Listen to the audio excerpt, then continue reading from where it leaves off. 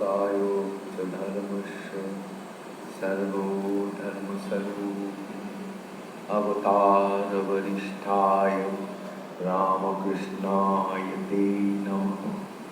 ॐ जननी शारदां देवी रामकृष्णं जगद्गुरु पादपद्मे तयो सत्वा प्रणमामि मुहुर्मुहुः। ॐ नमः श्री यतिराजाय विवेकानन्दसूरये सच्चित्सुखस्वरूपाय स्वामिने तापहारिणे नमस्कार।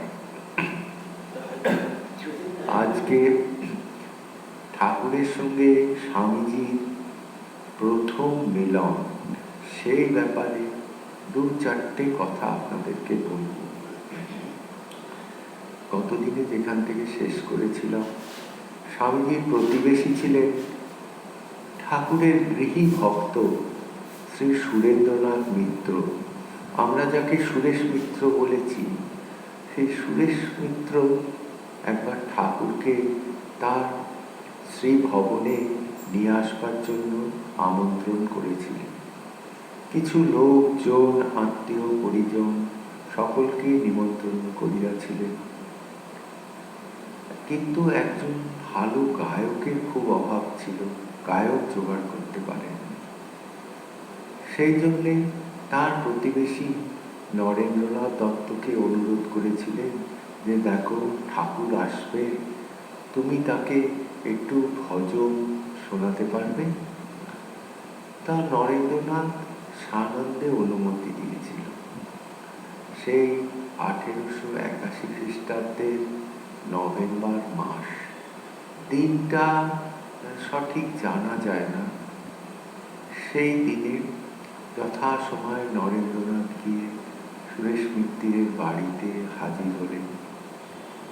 ঠাকুর নরেন্দ্রনাথকে প্রথম দেখেই এতটা অভিভূত হয়ে গেছিলেন যে রাম দত্ত, সুরেশ মিত্র প্রত্যেকের কাছ থেকে স্বামীজির পরিচয় নিয়েছিলেন। তারপর যথাসময়ে স্বামীজিকে গান গাইতে বলা হল। স্বামীজির সেই গান ঠাকুরের খুব ভালো লাগার যে গান, স্বামী কিন্তু জানতেন না, নিজের অজান্তেই সেই গান গেয়েছিলেন। মনো চলো নিজ নিকেতনে, সংসার বিদেশে বিদেশীর মতো, রম কেন অকারণে। আর আরেকটা গান, যাবে গিয়ে দিন আমার বিফলে চলিয়ে। এইরকম গান গেয়েছিলেন, পর পর গান গেয়েছিলেন। স্বামীজি তো অত্যন্ত সুগায়ক ছিলেন, আর খুব ভাব দিয়ে গান গাইতেন এক মনে। ঠাকুর স্বামীজির গান শুনে অবস্থ হয়ে পড়েছিলেন।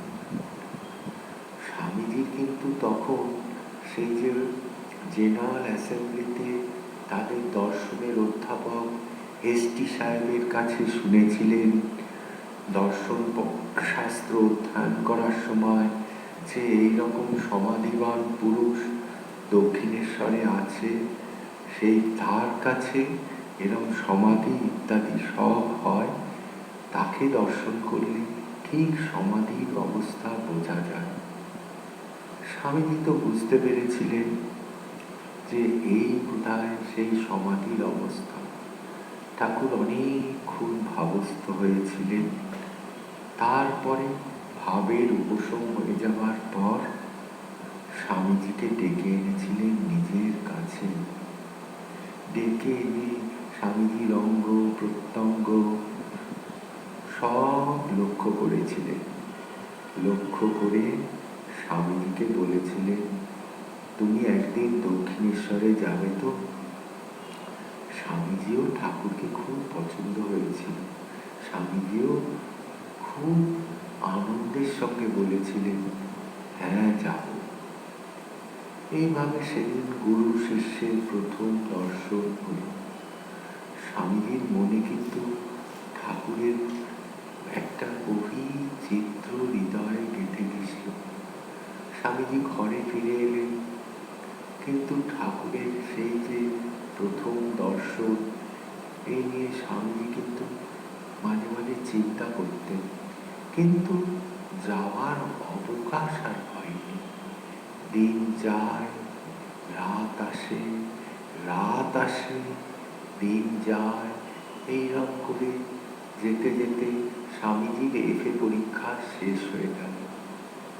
তারপর রামদাদা স্বামীজিকে একদিন বলেছিলেন, দেখো, তুমি যদি প্রকৃত ধর্ম আচরণ করতে চাও, তুমি একদিন চলো দক্ষিণেশ্বরে ঠাকুরের কাছে, তুমি দেখবে প্রকৃত হিন্দু ধর্মের স্বরূপ কি, প্রকৃত ধর্ম কি, সব জানতে পারবে। তুমি যাবে? তা স্বামীজি বলেছিলেন, যাব। সেই দিন স্বামীজির হয়েছিল 1881 খ্রিস্টাব্দে ডিসেম্বর মাসে, কিন্তু আমরা দিনটা সঠিক জানি না। কেন, তখন তো মাস্টার মশাই ছিলেন না যে সমস্ত দিন ক্ষণ লিপিবদ্ধ করে রাখবে।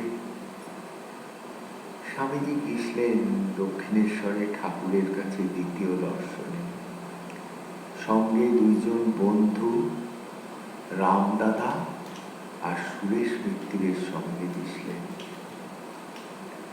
স্বামীজি গেছিলেন, ঠাকুর বলেছেন যে নরেন যেদিন প্রথম দক্ষিণেশ্বরে এলো, এই আমার এই ঘরে পশ্চিমের গোল বারান্দা দিয়ে নরেন এসেছিল। দেখলাম খালি পায়, বেশভূষার কোনো পরিপাট্য নেই, চুল এলোমেলো, যেমন বিষয়ী লোকেরা হয় ঠিক তার বিপরীত। স্বামীজি এসেছেন, এসে ঠাকুরের কাছে বসেছেন, মাদুর পাতা আছে মেঝেতে। আমরা কথা বলিতে এরকম দেখেছি না, মাস্টারমশাই বলছেন মেঝেতে ভক্তরা বসত, ঠিক ওই রকম স্বামীজিও মেঝেতে মাদুরে বসে আছেন। ঠাকুর স্বামীজিকে গান গাইতে বললেন। স্বামীজি আবার সেই গান, মনো চলো নিজ নিকেতনে ইত্যাদি গান গেয়েছিলেন। ঠাকুর আবার ভাবস্থ হয়ে গেছিলেন। ভাবের কিছু উপশম হবার পর স্বামীজিকে হাত ধরে উত্তরের বারান্দায় নিয়ে গেছিলেন। উত্তরের বারান্দা বলছি, তখন শীতকাল ছিল, উত্তরের হাওয়া আসবে বলে বারান্দার সব কিছু ঝাঁপ দিয়ে বন্ধ ছিল।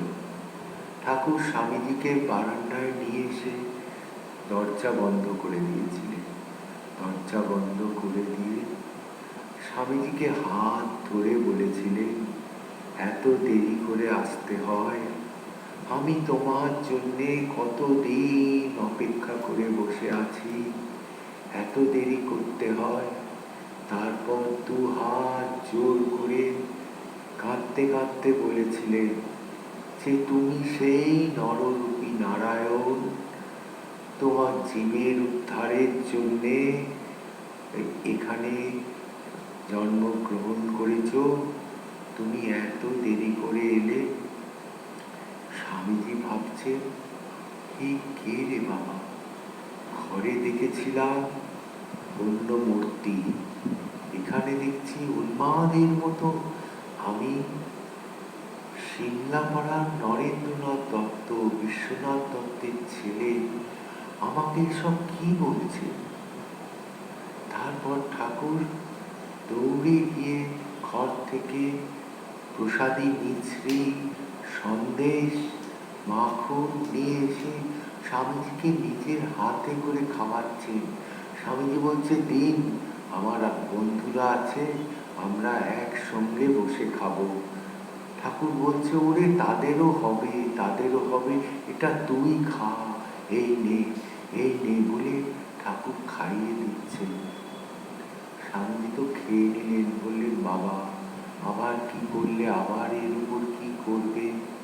তার স্বামীজি খেয়ে নিয়ে তারপর ঠাকুর তাকে বলছেন হাতটা ধরে, আবার আসবে তো, বলো, কথা দাও, আবার দক্ষিণেশ্বরে আসবে তো?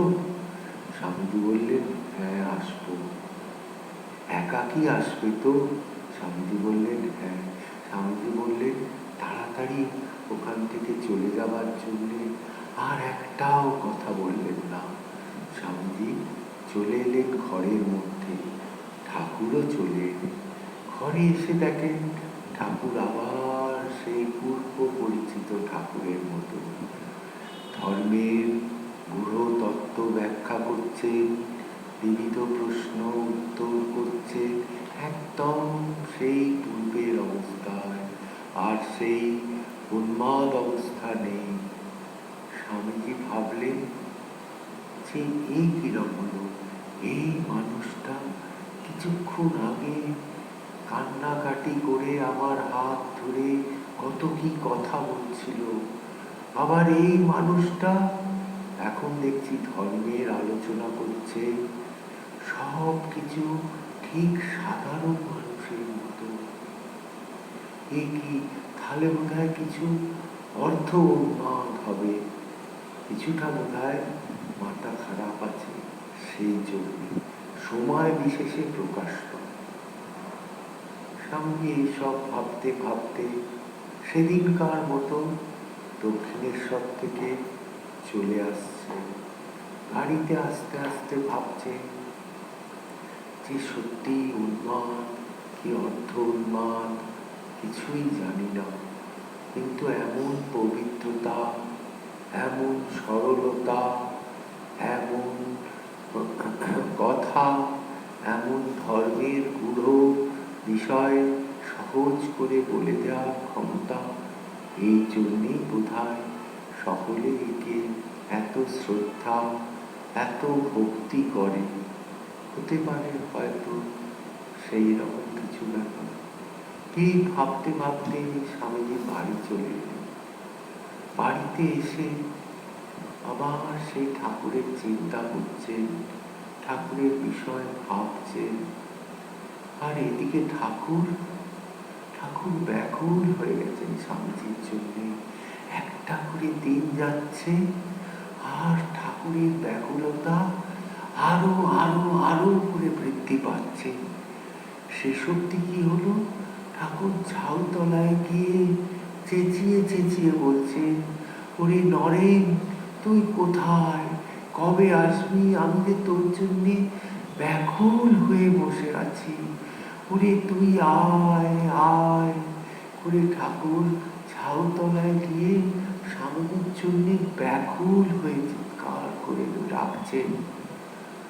আর এদিকে স্বামীজিও ঠাকুরের সম্বন্ধে চিন্তা করে করে স্বামীজিও ভাবছেন, হ্যাঁ একদিন তো ঠাকুরের কাছে যেতে হবে, ঠাকুরের কাছে যেতে হবে। এই ভাবতে ভাবতে একদিন সেই শুভক্ষণ এসে গেল। একদিন স্বামীজি পদব্রজে হেঁটে হেঁটে এই সিমলে থেকে দক্ষিণেশ্বরে ঠাকুরের কাছে গেলেন। ঠাকুরের সঙ্গে স্বামীজির তৃতীয় দর্শন। ঠিক কোন দিনে তৃতীয় দর্শন হয়েছে আমরা ঠিক দিনটা জানি না, কিন্তু স্বামীজিকে যখন গেলেন দক্ষিণেশ্বরে, দেখলেন ঠাকুর একা বসে আছে ছোট্ট তক্তাবস্তিতে। দক্ষিণেশ্বরে ঠাকুরের দুটো তক্তাবস্তি ছিল, আপনারা তো জানেন, একটায় দিবাভাগে বিশ্রামের জন্য, একটায় রাত্রিকালে বিশ্রামের জন্য। ঠাকুর ওই ছোট তক্তাবস্তি, যেটা দিবাভাগে বিশ্রাম করতেন, সেই তক্তাবস্তির উপর বসে আছে। স্বামীজিকে হাত ধরে তক্তাবস্তির নিজের পাশ থেকে বসালেন। আজকে এই পর্যন্ত থাক, এর পরের দিনের চিত্র আবার আমরা পরে আলোচনা করব। শ্রীরামকৃষ্ণ অর্পণমস্তু।